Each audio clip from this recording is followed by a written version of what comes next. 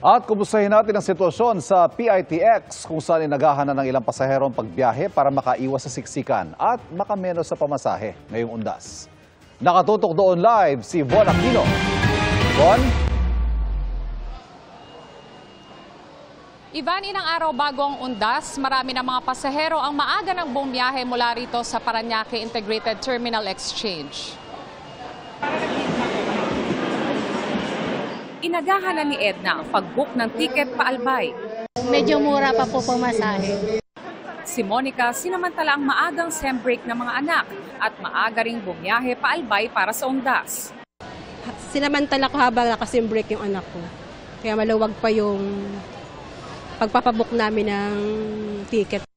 Ayon sa pamunuan ng Parañaque Integrated Terminal Exchange, as of 2 p.m., umabot sa 89,633 ang foot traffic sa terminal.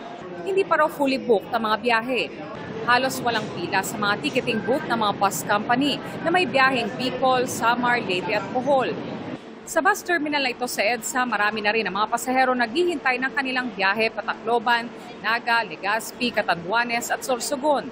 Marami pa raw available na ticket. Para hindi po makipagsiksikan, ma'am. Ang hirap kasi pagsiksikan na yung na talaga, mga 31.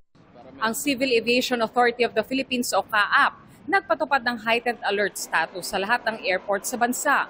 Suporta ito sa direktiba ng Pangulo at ng Department of Transportation na gawing ligtas sa mga pasahero at panatilihin ang maayos na operasyon ng mga airport para sa undas.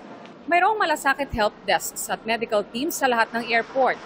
Naka-heightened alert na rin ang lahat ng security personnel.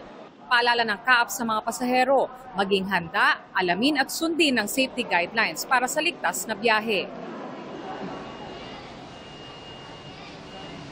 Ivan, sa mga oras na ito ay tuloy-tuloy yung pagdagsa ng mga pasahero and as of 5 p.m., mabot na sa mahigit 120,000 yung bilang ng mga or foot traffic dito sa PITX. Ivan?